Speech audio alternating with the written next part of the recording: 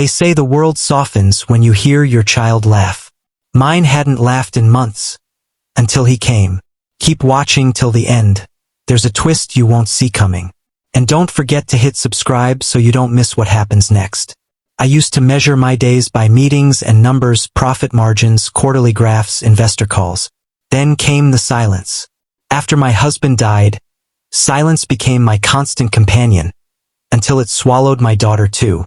Yura stopped speaking for almost half a year. She'd nod when spoken to, draw when asked, but she didn't laugh. Not once. This morning was no different. Just the soft patter of rain against tinted glass as my driver pulled up to Little Blossom's kindergarten. I stepped out, straightened my tie, and walked her to the gate. Her small hand clung to mine like an afterthought. "Appa will pick you up later," I murmured. She nodded, eyes fixed on the puddles. And then I saw him, a man crouched beside the sandbox, surrounded by paper cutouts and tiny, squealing children. He looked completely at ease, hair slightly messy, sleeves rolled to his elbows, a smudge of green paint on his cheek. When he turned, his eyes caught mine. Warm. Too warm. "Good morning, Mr. Kong," he greeted, his voice light, almost musical. "You must be Yura's father." I gave a curt nod. "Yes." He smiled wider, as if my coldness didn't exist. "I'm Han Ji-won. I'll be her teacher this semester." His hand lifted, maybe for a handshake, but I didn't take it. I muttered a quick goodbye to Yura and walked away before his warmth could reach me. I told myself he was just another teacher. Temporary. Replaceable. But the universe had other plans. By evening, work had drained me dry.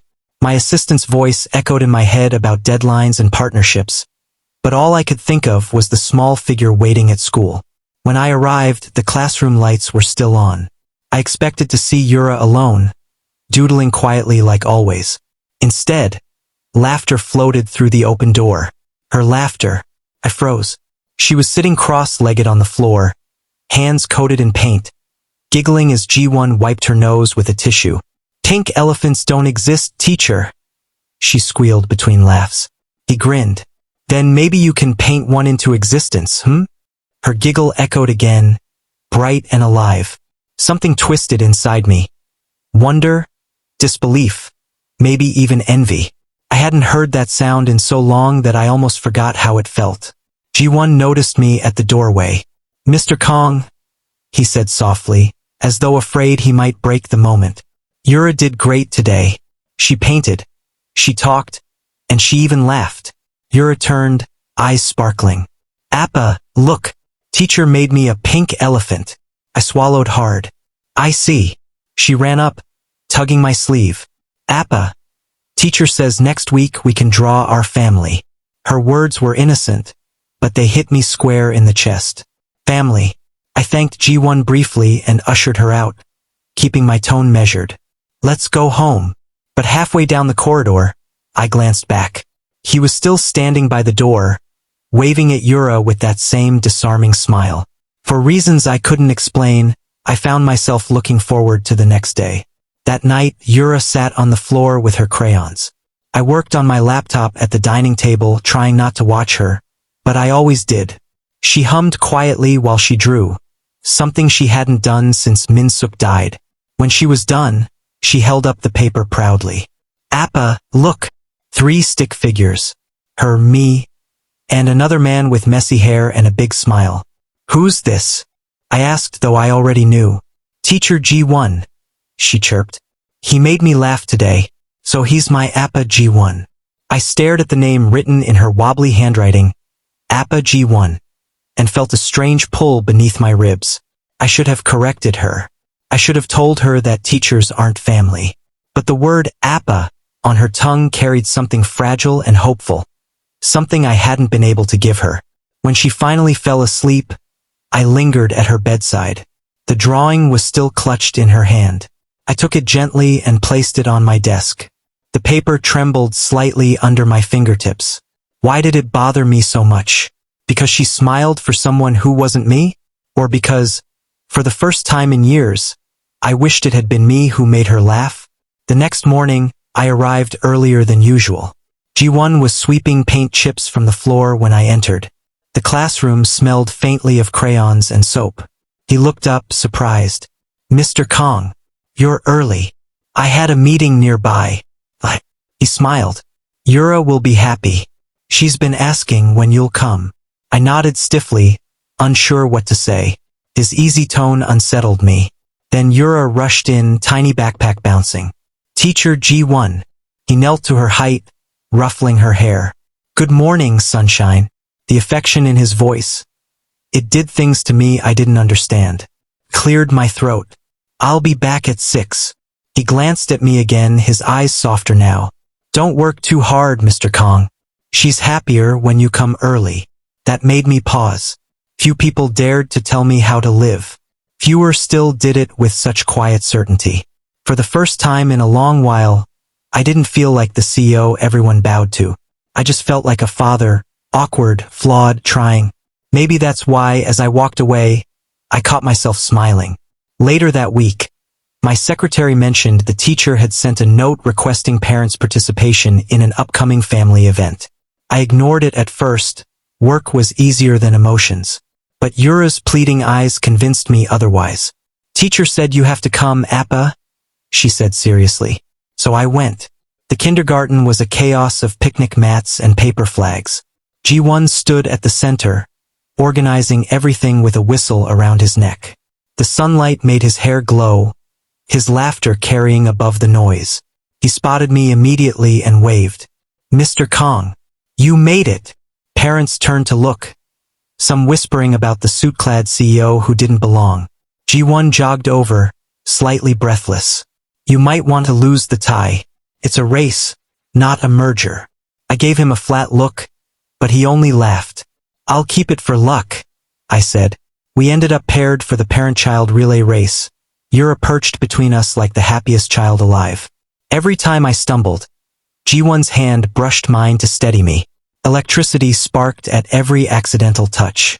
When we crossed the finish line, Yura's laughter filled the air, loud, bright, unstoppable. She threw her arms around both of us, shouting, "We won, Appa! Teacher Ji-won helped us win." And just like that, for the first time since my husband's death, I didn't feel alone. That night, after I tucked Yura in, I poured myself a glass of wine and stared at her new drawing on the fridge. This one was different. The three of us again, me, Yura, and Ji-won, but now we were holding hands under a big yellow sun. Something warm flickered inside me, fragile but real. I told myself it was gratitude, nothing more. But when I closed my eyes, it wasn't gratitude that haunted me. It was the image of Han Ji-won's smile. Soft, patient, and dangerously bright. Maybe he wasn't just the man who made her laugh. Maybe he was the one who'd make me feel again. Do-hyun's POV. They say children mirror what they see at home. If that's true, then my daughter had learned silence from me. But lately, there was something new in her eyes, mischief. It started on a Wednesday morning when she climbed into my lap while I reviewed contracts. "Appa," she whispered. "Teacher Ji-won says you should smile more." I raised a brow. "Did he now?" She nodded seriously. "You look lonely." Teacher said smiling makes hearts warm. Lonely. That word hit harder than it should have. Before I could answer, she added, "You should be friends with teacher. He's nice. He likes cookies and sunshine." Cookies and sunshine. I nearly laughed. "And you like playing Cupid now?" She tilted her head. "What's Cupid?" "Nothing," I said, hiding a smile. That night, she brought me a crayon drawing. 3 stick figures again, her, Ji-won, and me. But this time there were little hearts floating above us. At the bottom she wrote in her shaky handwriting, "Operation Get Appa a Friend." Friday came with a message from her teacher. Family picnic day next week. All parents are encouraged to join. I ignored it until Yura appeared beside my desk holding her toy phone to her ear. "Teacher said all daddies must come," she declared solemnly. "It's the law. The law." She nodded. "Teacher said." I sighed. "I have meetings." Her lower lip trembled, and for once the CEO in me lost to the father. "Fine. I'll come." The way she squealed made the loss worth it. The morning of the picnic, I regretted it instantly. The park teemed with families in t-shirts and sneakers. I stepped out of my car in a charcoal suit, feeling like a corporate ghost haunting a playground. Parents whispered as I passed, recognizing the CEO whose company's logo probably glowed on their phones. Then I heard his voice. Mr. Kong. Ji-won jogged toward me, sunlight bouncing off his hair. He wore a loose white shirt, sleeves rolled, jeans dusted with grass. Even exhaustion looked good on him. You came, he said, slightly breathless. My daughter insisted, I replied. He laughed. A warm, easy sound. You look ready for a board meeting, not a picnic. It's comfortable, I lied. He tilted his head, teasing. Maybe take off the jacket? Let the sun see you once in a while. Against my better judgment, I obeyed. His smile widened, and something in my chest shifted, like a frozen door creaking open. The games began. Ji-won moved through the crowd effortlessly, kneeling to tie a kid's shoelaces, laughing when another threw bubbles at him. He had a way of making everyone feel seen. I stood awkwardly at the edge until Yura dragged me into the parent-child relay race. Appa, we need teacher Ji-won, she declared. He's fast. Ji-won grinned. I'm not sure about fast, but I'll do my best. We lined up, Yura perched between us for the three-legged dash. I could feel the heat of Ji-won's arm brushing mine, the faint smell of soap and something sweeter, like citrus. Ready? He whispered. I nodded, pretending the tightness in my throat was focus, not nerves. Go! We stumbled on the first step, nearly crashing into each other. Ji-won's hand shot to my waist to steady me. For a heartbeat, everything slowed. His palm firm against me, his breath brushing my ear as he murmured, Left foot, Mr. Kong. We found a rhythm running as one. Yura's laughter rang between us, bright and wild. By the time we crossed the finish line, she was shrieking with joy. We won. Appa and teacher Ji-won are the best team ever. I looked down at Ji-won, both of us breathless. He grinned, hair sticking to his forehead, eyes sparkling with triumph. Something unspoken passed between us, a current I couldn't name. For the rest of the afternoon, the three of us were inseparable.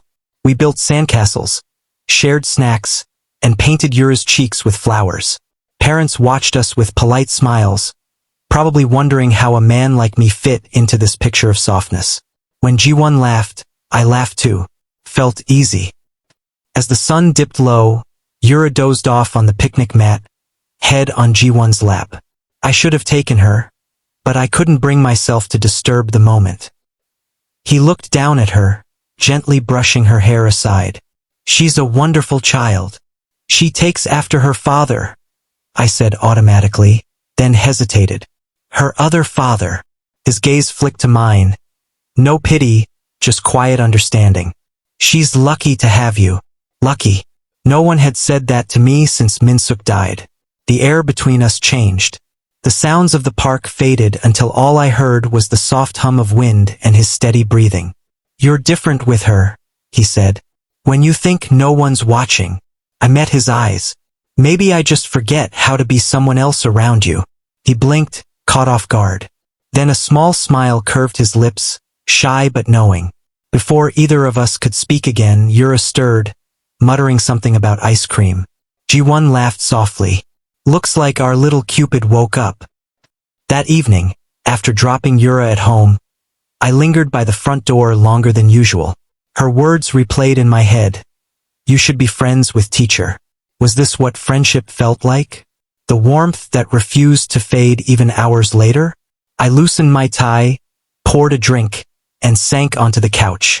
My apartment was quiet except for Yura's gentle breathing from her room. I picked up my phone before I realized what I was doing. The school had sent a message. Thank you for joining family picnic day. The kids loved having their parents around, especially Yura. At the bottom was Ji-won's name.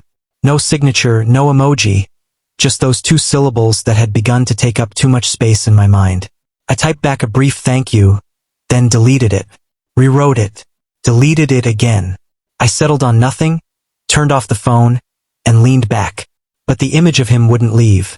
The crinkle at the corner of his eyes when he laughed, the faint green paint smudge that still hadn't washed off his wrist, the way he'd looked at me like I was more than the suit and silence. Hours later, I found myself standing at Yura's doorway. She slept curled around her stuffed bear, the faintest smile on her face. Operation Get Appa a Friend, she had called it. I brushed a hand over her hair. Maybe it's working, little one. Back in my room, I lay awake staring at the ceiling, the day replaying in fragments. The laughter, the touch, the look that lingered longer than it should have. When I finally closed my eyes, I didn't dream of boardrooms or losses. I dreamed of a man in a white shirt, his voice soft, his hands stained with paint, and my daughter's laughter floating somewhere between us. And when I woke, for the first time in years, I caught myself smiling. If anyone had told me that a kindergarten teacher would walk through the gates of my house and completely alter the rhythm of my life, I would have laughed in disbelief. My world was made of glass walls, scheduled meetings, and silence. But that evening, when G1 stepped into my home holding a small bag of medicine, the silence felt too loud. Yura had come down with a fever. The nanny called me at work, panicking, and I was already on my way home when G1 offered to come by. I didn't know why I agreed. Maybe it was because Yura had whispered his name while shivering in her sleep. Maybe it was because his voice, even over the phone, carried calmness that mine lacked. When I opened the door, he stood there, casual yet careful, in a soft beige sweater and jeans that hugged his frame just right. His hair was slightly tousled from the evening breeze. "Good evening, Mr. Kong," he greeted, bowing politely. His voice was low but warm, soothing in the quiet of my marble-floored foyer. "She's upstairs," I said, trying to sound composed, but my throat felt tight. I hadn't had a guest here in months. G1 nodded and followed me up the stairs. His steps were quiet, almost reverent, as if he sensed the loneliness in the house. The walls were lined with muted art pieces, everything pristine, too pristine. He glanced around and smiled faintly. "It's beautiful," he murmured, though his tone suggested something else. Maybe pity, maybe understanding. Yura lay in bed, cheeks flushed, clutching her stuffed bunny. When G1 knelt beside her, she immediately relaxed. "Teacher," she whispered weakly, reaching for his hand. He smiled and took it gently, brushing her hair aside. "She missed you," he said softly, looking up at me. I crossed my arms, standing awkwardly near the doorway. "She sees you 5 days a week. I didn't think she'd miss you that much." "Kids don't measure love by time," he replied, still smiling. "They just feel it." That struck deeper than I expected. He didn't mean it as a jab, but it hit me anyway. G1 turned his attention back to Yura. "Let's make you feel better, princess." He took the bowl of water the maid brought and began dabbing her forehead with care. His movements were gentle, practiced, as though he'd done this 100 times. I found myself watching every motion. The way his sleeves slid down his wrists, the way his lashes lowered when he focused. "Does your husband help out with the kids in class?" I asked without thinking, trying to distract myself. He paused. "I don't have one," he said simply. "Oh," I said, and immediately regretted the question. "Sorry. That was..." He chuckled. "It's fine. You don't have to be so formal with me, Mr. Kong." I exhaled. "It's Do-hyun." When he smiled at that, really smiled, the room felt a little warmer. After Yura fell asleep, G1 walked toward the kitchen. "Do you have rice?" he asked suddenly. I blinked. "Rice? For porridge. She'll need something light when she wakes." The chef had gone home for the night, and I barely remembered how to use the stove. Still, I followed him into the kitchen. Watching him move through my space was oddly intimate, like sunlight filtering into a room that had only known shadow. He washed the rice, humming softly under his breath. "You cook often?" I asked, leaning against the counter. "When I can," he said. "I grew up with my grandmother. She said food is how we show care." "Care?" I repeated quietly. "I provide everything for Yura. A home, an education, the best. Sometimes, Ji-won said gently, stirring the pot. Children heal faster when they feel safe, not just cared for. That silenced me. His words lingered, unraveling something tight inside me that I didn't know how to name. He glanced at me, noticing my quiet. Sorry, that was too forward. No, I interrupted. You're right. He smiled, small, kind, forgiving. It was disarming. When the porridge was done, he carried the bowl upstairs, blew gently on each spoonful, and fed Yura like she was his own. I stood by the doorway again, watching. The tenderness in his movements. It was something I'd forgotten existed. Appa? Yura murmured sleepily. Can teacher live with us? Ji-won froze mid-motion. I felt my breath catch. He looked at me, eyes wide, lips parting as if to apologize. Then, unexpectedly, I laughed. Really laughed. For the first time in a long while. It startled both of us. He chuckled too, cheeks flushing pink. I don't think teacher would like living in such a boring house, I said, still smiling. Boring? Ji-won teased. I'd say it's elegant. That's a polite word for lonely. He went quiet, eyes softening. Maybe it just needs more laughter. That night, after he left, I couldn't stop thinking about those words. More laughter. His voice replayed in my mind like a melody I didn't know I'd missed. Later, when I tucked Yura in, I noticed the drawing on her nightstand. A crayon sketch of me, her, and Ji-won holding hands under a big red heart. She'd written Appa and teacher in wobbly letters. My heart squeezed painfully and sweetly all at once. The next morning at work, I tried to focus on the meeting, but my thoughts kept drifting to him. The warmth of his smile, the way he'd leaned close to check Yura's temperature, how the faint scent of soap and citrus lingered after he left. When my assistant came in with a tablet of company updates, she hesitated before speaking. Sir, there's been some talk. Talk? I asked without looking up. Some of the parents at Little Blossoms are gossiping. They say you're getting close to teacher Ji-won. I set the pen down, pulse tightening. And who told you that? It's making its way through the office channels too, she said carefully. I thought you should know before the media does. I leaned back, staring out the window. Seoul's skyline glimmered under the morning sun. Indifferent, vast, cold. People always talk, I said finally, though my chest felt heavy. Still, when I closed my eyes that night, I didn't see headlines or boardrooms. I saw Ji-won standing in my kitchen, sleeves rolled up, smiling softly over a steaming bowl of porridge. And I knew with unsettling certainty that something had already begun. Something I wasn't ready to name, but couldn't stop feeling. The day started too quietly, the kind of quiet that felt staged, like the world was holding its breath before something went terribly wrong. I had just finished a tense meeting when my assistant's words from yesterday still echoed in my mind. You're getting too close to the teacher. Too close. As if caring about someone who made my daughter laugh again, was a crime. When I got home that evening, I didn't expect my entire world to crumble in one phone call. But before that moment came, everything was deceptively calm. Yura was upstairs with her nanny. I'd seen her earlier that morning, still sleepy, clutching her bunny and mumbling about how teacher Ji-won makes the best porridge. I'd smiled at that, even as I tried not to. But as I learned later, she must have heard me and my assistant arguing before I left. Sir, this kind of attention could hurt your image, my assistant had said in the foyer, unaware Yura was upstairs listening. You should keep distance from the teacher before rumors spread further. And I'd answered sharply, this is none of your business. To a 4-year-old's ears, it must have sounded like rejection. That evening, the house was filled with panic. The nanny's face was pale, trembling as she called out, Sir, Yura's gone. I froze mid-step, the words sinking in like ice water down my spine. What do you mean gone? She was playing in her room and then, I went to get her snack, and when I came back, she was gone, sir. The door was open.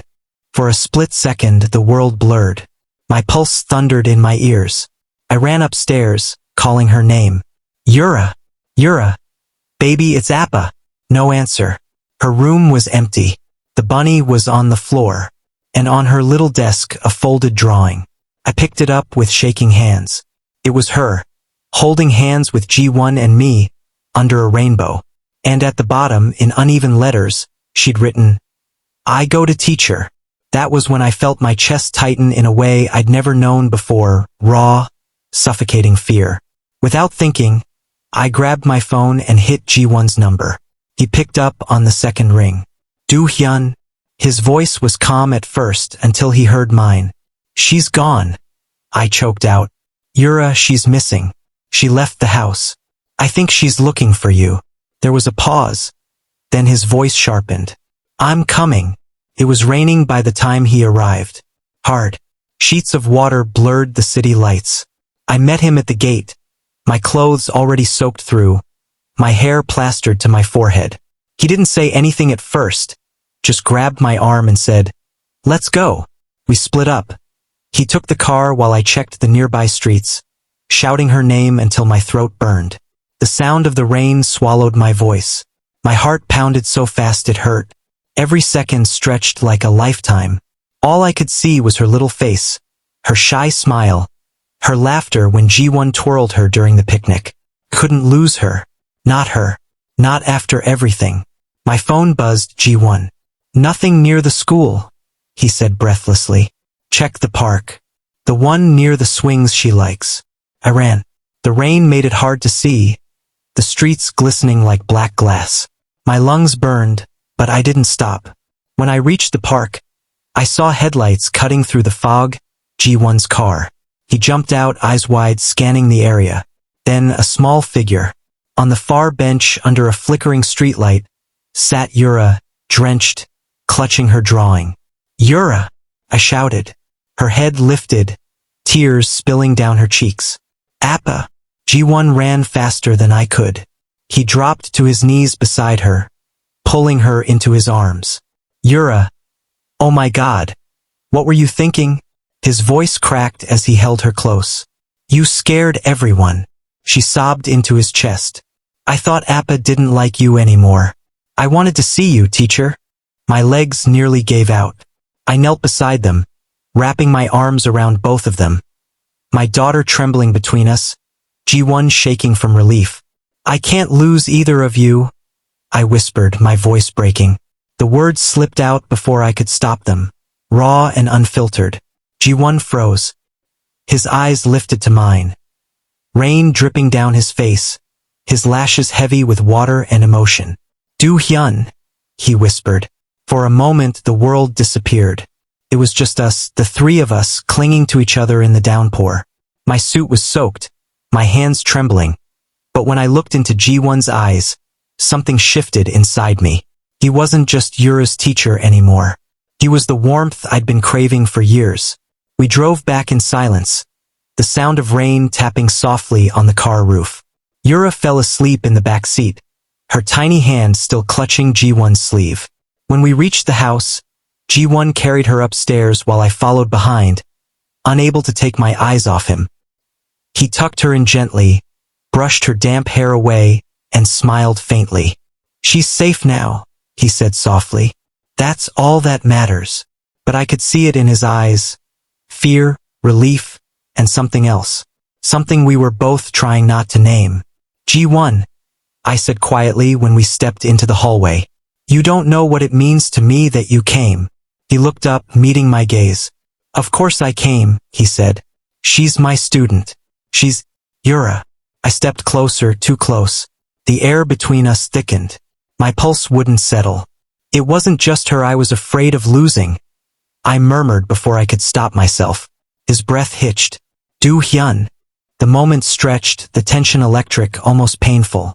Then he looked away, cheeks flushed. "You should rest," he said, voice barely above a whisper. "She'll need you in the morning." He turned to leave, but I caught his wrist. For a second, neither of us moved. The warmth of his skin under my fingers sent a shiver through me. When he finally looked back, his eyes were soft, but conflicted. "Don't," he said gently. "Not now." I released him, my heart pounding. He left quietly, the rain still falling outside. That night, I stood by Yura's bed, watching her sleep. She murmured something in her dreams. A name, Teacher G1. I smiled faintly, brushing her hair back. You found him, didn't you? I whispered. But what neither of us realized then was that somewhere between fear and relief, I'd already fallen. And by the time I admitted it, it would already be too late. They say a near loss makes you see what really matters. I didn't need to lose Yura to understand that. I only needed the look on G1's face when he found her. The relief, the fear, the trembling softness in his eyes as he held her close. That image burned itself into me, and no matter how many days passed, I couldn't shake it off. After that night, things changed. The mansion that once echoed with silence now held traces of laughter. Yura's light giggles whenever G1 visited, the soft hum of his voice as he read bedtime stories, the faint clink of cutlery during dinners that weren't so lonely anymore. At first, I told myself I invited him for Yura's sake. She needed the stability, the comfort of the teacher she adored. But that was a lie I didn't believe for long. Because when G1 smiled across the dining table, when he asked about my day with genuine curiosity, something no one had done in years, I felt warmth blooming in places that had been frozen for far too long. Appa, Yura said one evening, swinging her legs happily on her chair. Teacher should come every night. G1 laughed softly. If I come every night, who'll teach the other kids, Yura pouted. They can find another teacher. I chuckled. Now that's a solid argument. Our eyes met across the table, and for a brief, dizzying moment, everything else faded. There was only him, the faint smile curving his lips, the warmth in his gaze, the way his hand brushed a lock of hair from his forehead. I looked away first. After dinner, Yura fell asleep in the living room, curled against G1's side while he hummed quietly. I stood by the doorway, watching the scene, the soft lamplight, the faint rhythm of Yura's breathing, G1's hand gently patting her back. She trusts you completely, I said quietly. He glanced up, smiling. She's easy to love. My chest tightened. She's not the only one. His smile faltered. Do Hyun. I stepped closer, my heart pounding. When you found her that night, when you held her, I realized something. He swallowed hard, eyes flickering nervously. You don't have to. I do. My voice came out rough, unsteady. I realized I'd already fallen. The words hung between us, heavy and electric. His lips parted slightly, as if he couldn't decide whether to breathe or speak. The faintest flush crept up his neck. Do Hyun? He whispered, his voice trembling. You shouldn't say things like that. Why not? I asked softly, stepping closer until I could see the reflection of the lamp in his eyes. It's the truth. He took a shaky breath, his hands clenching in his lap. Because I feel it too, he confessed finally. And that scares me. My heart stilled. You feel it. He nodded, eyes glistening. But I can't, I shouldn't. If people find out, if the school knows, I could lose my job.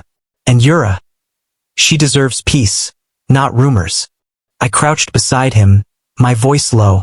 Then we'll be careful. I don't care about rumors, G1. I care about you. He looked at me, really looked, and something broke. The distance, the restraint, all of it melted in that quiet moment. I reached for his hand, and he didn't pull away. Our fingers intertwined naturally, like they'd been waiting to find each other all along. He exhaled shakily. You make it very hard to think straight. Then don't think, I murmured. When I leaned in, his eyes fluttered shut. The kiss was soft, hesitant. A trembling brush of lips that deepened only when he sighed against me. It wasn't rushed or desperate. It was warm, steady, full of all the things we hadn't dared to say. My hand cupped his cheek, his skin warm beneath my fingers. He tilted into the touch, his breath mingling with mine. The taste of rain still lingered on him, sweet and lingering. Then a small giggle. We froze. Appa's blushing. Yura stood at the edge of the sofa, rubbing her eyes sleepily, a mischievous smile spreading across her face. G1 pulled back instantly, his face turning scarlet. Yura. It's late, sweetheart. She tilted her head. Were you kissing teacher? I cleared my throat, utterly flustered. She dreams very vividly, I said, trying and failing to sound composed. G1 covered his face with both hands. Oh my God. Yura only giggled louder. Appa likes teacher. I knew it. That night, after she finally went back to sleep, G1 stood by the door, still red-faced. I can't believe that happened, he muttered. I can, I said, smiling faintly. You have that effect. He glanced at me with an exasperated look, but his lips twitched upward despite himself. You're impossible, you know that? Only for you. He sighed, shaking his head, but I saw the warmth in his eyes before he left. For the first time in years, I went to bed smiling. But happiness, I'd learn soon, doesn't stay unchallenged. The next day, my phone buzzed. It was G1. His voice was quiet, almost shaky. Do-hyun, we need to talk. I immediately sat up. What happened? My principal called me in this morning. He hesitated. Some parents have been complaining about us. I felt my stomach drop. Complaining. They said I'm being inappropriate with a student's parent. That it's unprofessional, and I might be putting the school's reputation at risk. Anger flared instantly. That's absurd. You've done nothing wrong. I know, he said softly. But it doesn't matter. The principal warned me. If this continues, I could lose my job. I went silent. The thought of him being punished for simply caring, for simply being in our lives, filled me with helpless rage. G1, I said finally, my voice low, steady. You won't face this alone. I'll handle it. He exhaled shakily. You can't fix everything for me, Do-hyun. Watch me, I said, but beneath the determination, a cold dread crept in, because I knew the world didn't care about feelings, or tenderness, or love that bloomed quietly between rainstorms and bedtime stories. The world only cared about what it could label, and ours didn't fit neatly into any box. Still, when I closed my eyes that night, I could still feel the ghost of his lips, the warmth of his hand in mine, the echo of his voice saying, I feel it too, and no matter what came next, I knew there was no going back. The morning the storm began, the sky was too bright, that kind of false sunlight that hides thunder behind it. I was in the middle of a meeting when my assistant, Sung-ho, entered, face pale, tablet in hand. Sir, it's online. My chest tightened before he even said what it was. He slid the tablet toward me, and there it was, a blurry photo of G1 and me standing too close outside the kindergarten gates, Yura in my arms. The headline read, Rich CEO in secret relationship with daughter's kindergarten teacher? A mix of truth and lies, twisted just enough to sting. The article painted G1 as some gold-digging opportunist and me as a careless father. By the time I finished reading, my phone was vibrating non-stop. My PR head was calling. Then the board. Then Yura's school principal. And under it all, my heart thudded with a single thought. They'll destroy him for being with me. By noon, G1 called. His voice trembled, soft but determined. Do-hyun, can we talk tonight? That night, I drove to his small apartment. Rain streaked across the windshield, the kind that made the world blur. G1 opened the door before I even knocked. He looked exhausted, dark circles under his eyes, his shoulders tense. Inside, the place smelled faintly of ginger tea. Yura would have liked that. I'm sorry, he said immediately, before I could even speak. I didn't mean for this to affect your company. I stepped closer, shaking my head. Don't apologize. This isn't your fault. It's mine. I should have protected you from this. He looked up, eyes shimmering. And how would you do that, Do-hyun? By hiding us forever. The words hit harder than I expected. I opened my mouth but couldn't find an answer. G1 exhaled, voice trembling. I love Yura. You know that. But right now it's too much. Parents are complaining. The principal told me I should take a break. I reached for his hand. Then I'll fix it. I'll speak to them. He pulled back, shaking his head gently. You can't fix everything with money, Do-hyun. For the first time in years, I felt helpless. The CEO in me, the man who could bend entire markets with one call, couldn't stop this, couldn't stop losing him. His next words shattered what was left of my composure. I'm resigning. No, I said sharply, the word like a command. You can't. Yura. He smiled sadly. Yura will be fine. She has you. Don't say that. I snapped, the anger in my voice cracking like glass. You saw what happened when she thought you were leaving last time. She ran away, G1. She was terrified. I can't let her lose you again. He closed his eyes for a moment, steadying his breath. You have to be her father first, not my lover. And that was the first time he ever said the word lover aloud. It was supposed to sound warm. Felt like goodbye. The silence that followed was unbearable. The rain outside grew heavier, the air thick with everything we couldn't say. I wanted to grab him, to beg him not to go. But when his eyes met mine, calm, resolved, I knew begging would only break us both. He stepped closer, gently touching my cheek. Do-hyun, he whispered, voice trembling. You gave her safety. Let me give her peace. And before I could stop myself, I pulled him into a kiss. Desperate, aching, and full of everything we were about to lose. His lips were warm but trembling, his hands gripping the front of my shirt like he wanted to hold on forever. When he finally pulled away, he was crying. I couldn't remember the last time I cried before that night.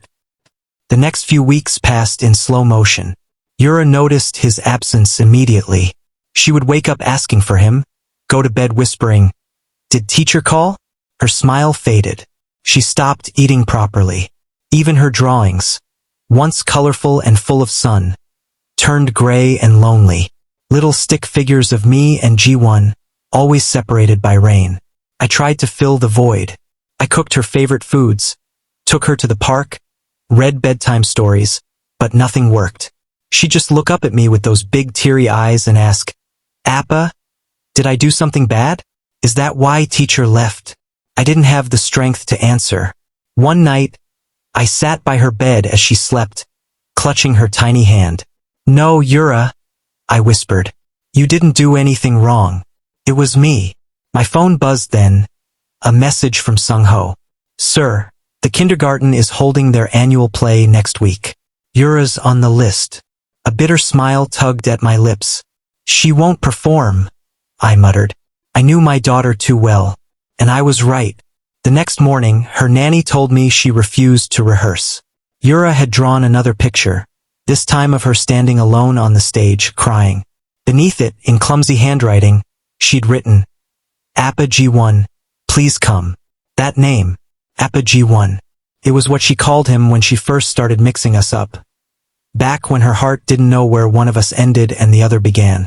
That afternoon, I sat in my office, staring out the window at the city skyline. I hadn't seen G1 in nearly a month. I told myself to stay away for his sake, for Yura's sake, but my resolve was unraveling. Sung-ho entered quietly, clearing his throat. "Sir, the board says the scandal's dying down." But what?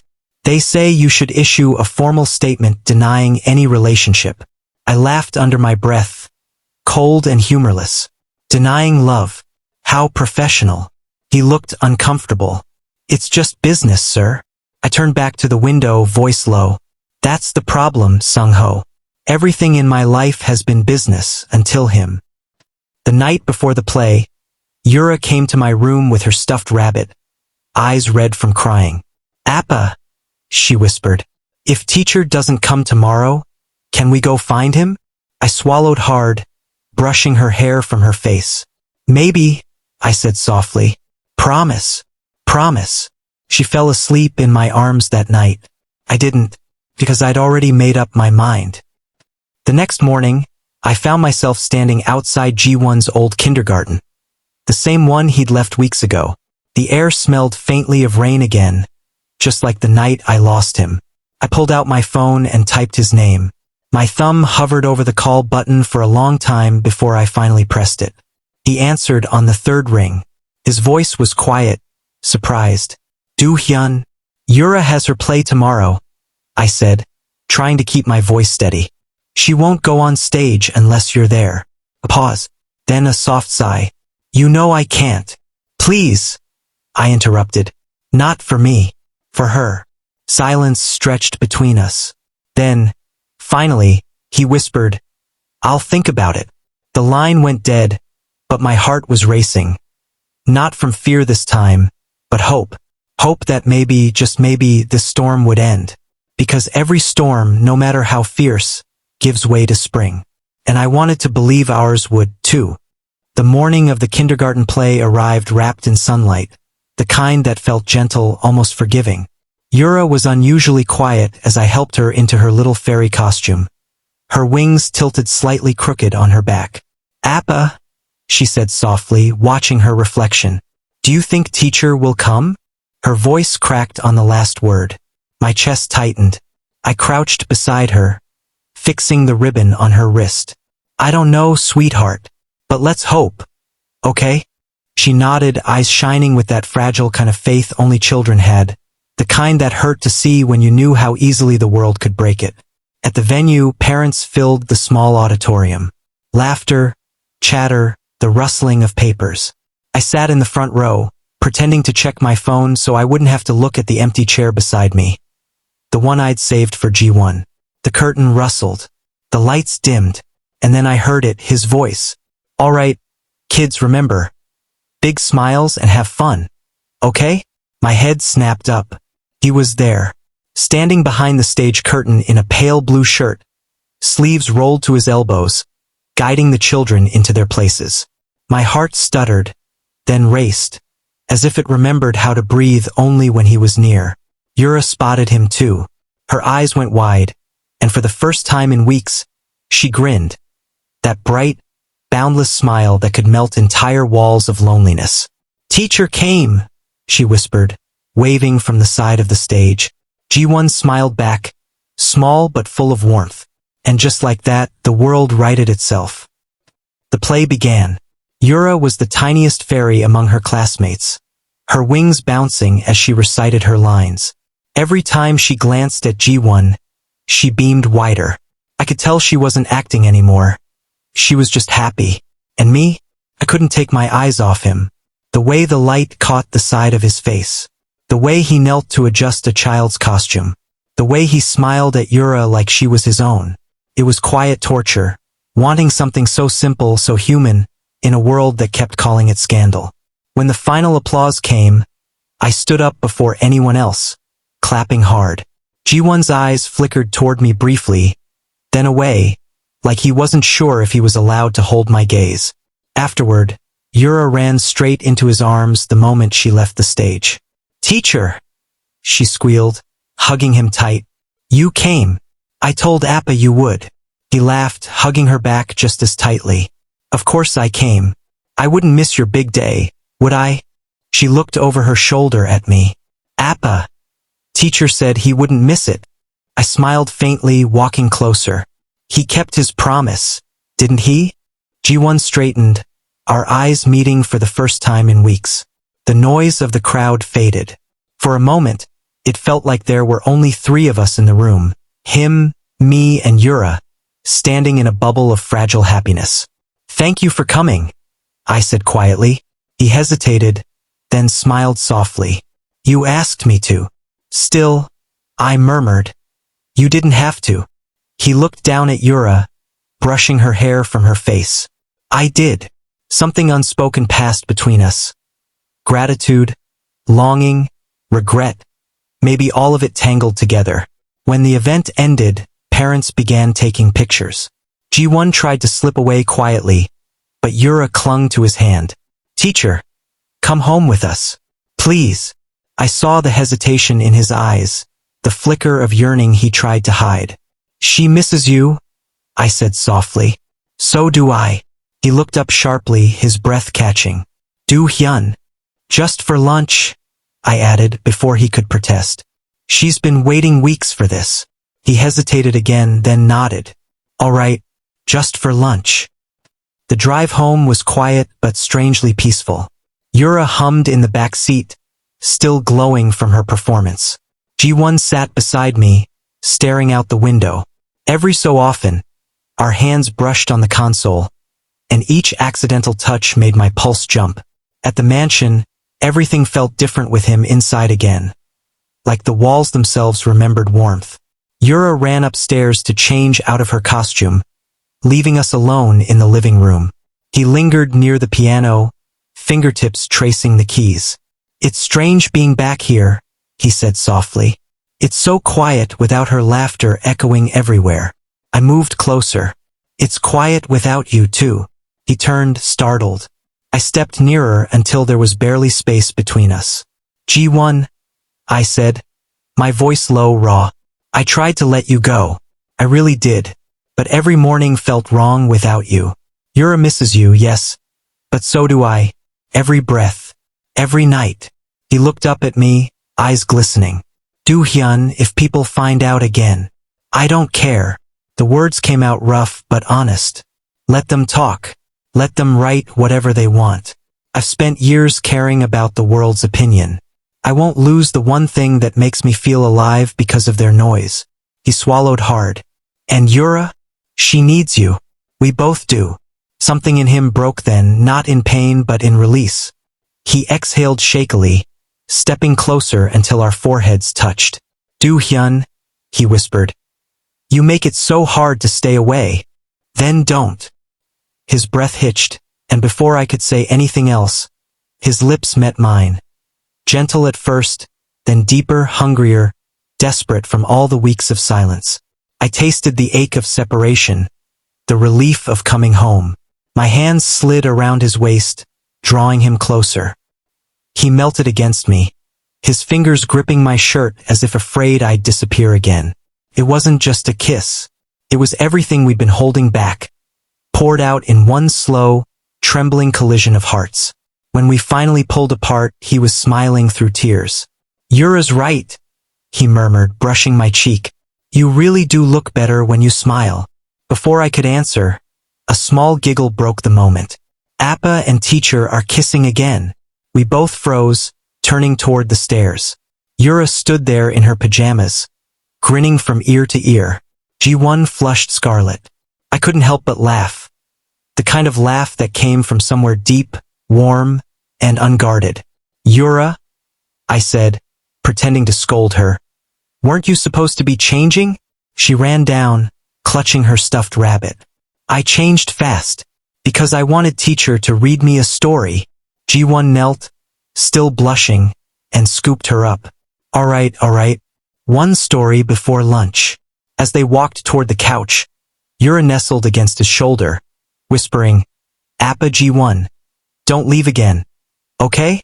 He looked up at me, his eyes soft, shining, full of something that felt like forever. "I won't," he promised, and for the first time I believed him. Later that night, after Yura fell asleep between us, I lay awake watching the moonlight spill across G1's face. His fingers brushed mine beneath the covers, a silent vow that didn't need words. Outside, the wind carried the scent of spring rain, gentle, renewing. The scandal had passed. The pain had changed us. But in that quiet moment, with Yura safe and G1 by my side, I realized spring didn't arrive with fanfare, came softly, in the warmth of a hand held under the covers, in a child's sleepy laughter, in the heart learning to love again. And for the first time in a very long time, I felt whole. If you enjoyed the journey of Do-hyun, G1, and little Yura, share your thoughts in the comments and subscribe for more heartwarming BL K-drama stories coming soon.